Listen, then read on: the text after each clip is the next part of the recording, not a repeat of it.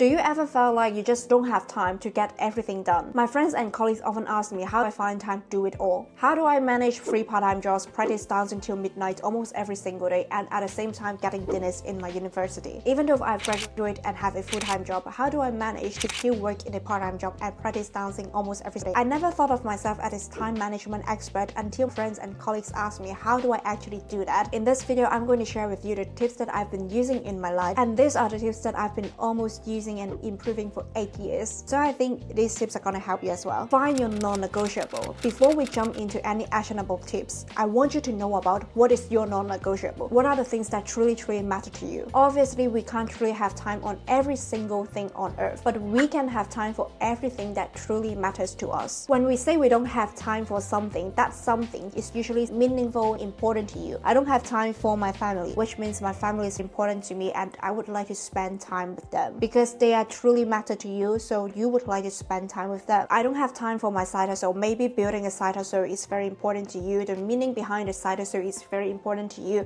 The financial freedom that comes with the side hustle is very important to you. When we truly know what is important to us, what are the non-negotiable, we can put our laser focus on it and filter out all the non-essential things in our life. It feels like pressing the noise cancellations in our airport. All the noise in their life are just filtered out automatically. So let me give you an example. Academic results are always important to me. Since I was studying secondary schools and university, I always get good grades in university and secondary school. I cannot accept myself to get low grades or even failed on any subjects because academic results truly matter to me. What matters to you, you won't mess it up. As academic results are very important to me, so I have promised myself if my GPA is lower than 3, then I will quit dancing. I will not allow myself dancing. And this is also a promise to my family as well. My family is always worried about I have to dance until midnight and they will be really worried that it will affect my academic results. I give this promise to them. If I cannot do well in my academic results, I will quit dancing. Right now, what truly matters to me is my side hustle, myself, my partner, and my family. If you have watched my previous videos, you know that I would schedule my week ahead before. I would make sure all of these important things are scheduled into my calendar first, and I will explain a little bit more about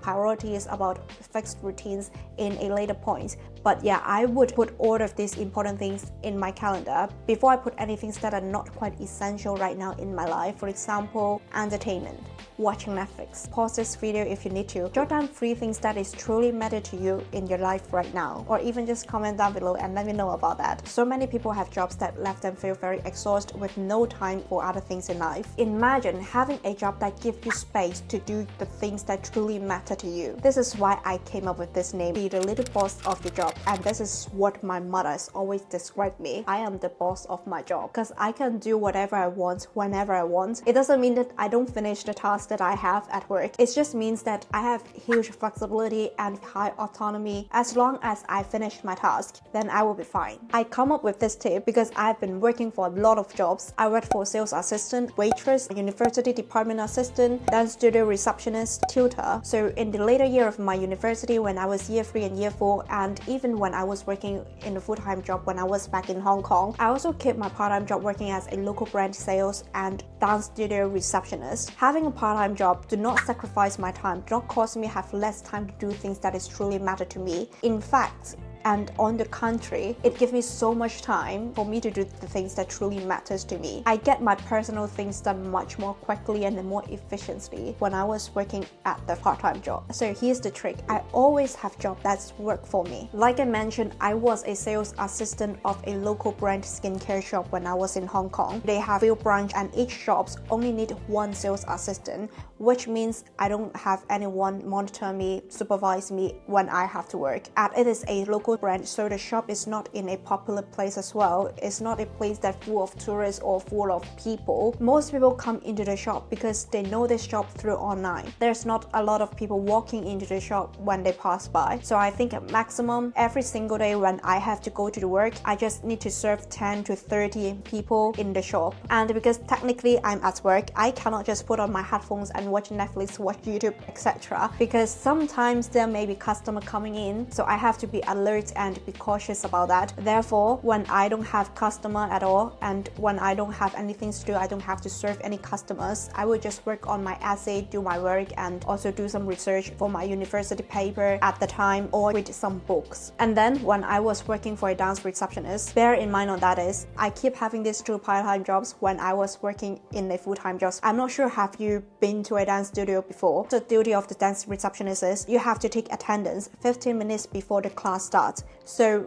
during the class starts, there may be some audio problem, then you have to fix it. And after the class finished, you just need to do some basic cleaning and wait for the next class to take the attendance. A class is usually 1.5 hours. Between that 1.5 hours, you actually have more than 1 hour to do your own thing without anyone's interruptions. I utilized that 1 hour to work on my own thing, to write essay, to read book, like what I was doing when I was a sales assistant. I actually work much more efficiently during the part-time job when I was at home, because you are forced not to use your headphones to watch Netflix, to watch YouTube videos. There's no distractions. It just feels like working in the library, but at the same time, you're actually earning some money. My point is, always have a job that work for you, but make sure you have finished your duties first before you do your work. And this is very, very important. I don't want you to look at this tip and then get a job and then you just do your own thing, ignore your normal duties at work. You have to finish your normal duties at work first before you do your work, before you do your own things, before you do your personal things. I moved to the UK and have a full-time job thanks to COVID. A lot of companies encourage hybrid working, so I don't have to go to office every single day. Sometimes I work from home, sometimes I work in the office, and I have saved a lot of times from commuting, because if I have to go to the office, it takes me more than 2 hours, which means I use around 4 to 5 hours to commute to work and go back home. So in this 4 to 5 hours, if I don't have to go to office, I can utilize this 4 to 5 hours to do my own thing, to build my side hustle and to read books. You can do a lot of things in 4 to 5 hours. Even when you are commuting, you are just taking train and taking tube, you can utilize those hours to do your own thing as well, but maybe not that efficient. So really get a job that works for you. When you go to the interview, ask about the culture, ask about it is flexible, it is friendly, can you have a hybrid options, and even connect with people in LinkedIn. Before I joined this company, I have connected one person that is working in this company in LinkedIn and ask about the workload, the culture, etc. For me to know that if this is a company that I would like to work into, I don't want to work into a company that makes me have no life, no entertainment, makes my life is just work. I don't want it at all. So you can just try to connect people in LinkedIn and ask about how they feel like to work in this company before you really going into that company. The third tip is don't let the time slip away. I have a friend who would like to become a software engineer, and he's working in a restaurant as a waiter right now. One day we were talking about our career and I asked him about how does your software engineering course, and he told me he is not taking any course right now. So I asked him why you didn't, and then he said, I don't have time at all. So I asked him, what do you do when you don't have to work? So he told me he works 5 days every single week and he has 2 days off. He needs to take rest for that 2 days. And then I was like, okay, I didn't ask anything at all. I didn't say much about that. So I would like you to ask yourself, what do you do when you have a day off? Are you working on the things that matter to you? Not only your day off, what do you do before your 9 to 5 and after your 9 to 5? I'm not asking you to work every single hour, every single day. Yes, we have to take rest, but when you have a dream to pursue, sometimes you do have to sacrifice. Also, have you noticed what people do when they are commuting to work? What people do when they're on tube and when they're on train? They're listening to music, they are watching Netflix, they're talking on the phone, chatting with friends. Like I mentioned, it took me 2 hours to commute to work and 2 hours to go back home. I always plan what I have to do in that 4 to 5 hours. I will download videos from YouTube for me to analyze when I am on train or on tube.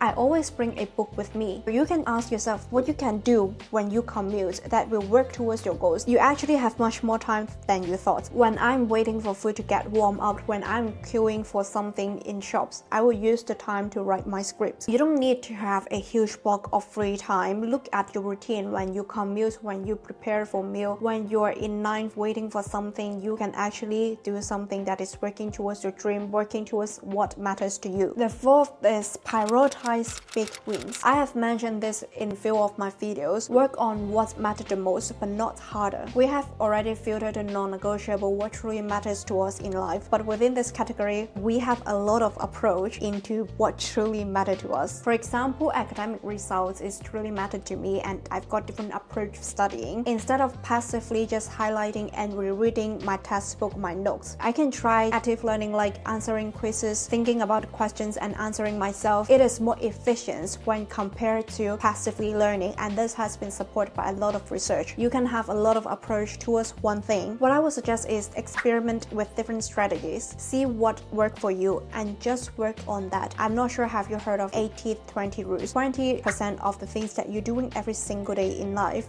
will give you the most results. Not the 80% of things, it's the 20% of the things. So do everything that matter to you and only do the things that will increase the results greatly. But you will not know which one works and which one does not if you're not experimented. The fifth tip is treat your life as a cycle. Every 2 weeks in my life is a cycle. Treating my life as a cycle takes me much less time to plan for the next week, prioritize the things that truly matters to me, organize my life, and also save a lot of my mental space. It's like a project life cycle. So I'm a quantity surveyor. Every project got their project life cycle. Whenever a project starts, we have a step-by-step system until the project ends. Every project is the same. Every project uses the same system, but maybe there's just a little bit difference. This system helps us to find the best contractor for our clients to work on the project. Every 2 weeks in my life is basically the same. I do the same thing on the same time slot. For example, on my Monday after work, I have to cut out the silence part of my videos, and on Tuesday after work, I have to start editing the videos, adding effects and something like that. So every 2 weeks, my week is just the same. So I put everything that matter to me into the cycle. My channel, my self-development journey, my partner, my family, I must have time for them because they are in that 2-week cycle. I would make sure everything will go into my calendar, get into this cycle before I arrange anything else into my life. So if you can see, this is my calendar. I've got different blocks for the things that matter to me the most. However, to accommodate change in life, I consider this is a flexible cycle because as you can see, I can actually move the block in my calendar. Sometimes because of work, because I have to go into office, I cannot stay at home, then I need to change my schedule. As long as all these blocks are within my calendar, I will finish the task and I will work towards my goals, and I can do everything that matters to me the most. So treat your life as a cycle, embrace the boredom, doing the same things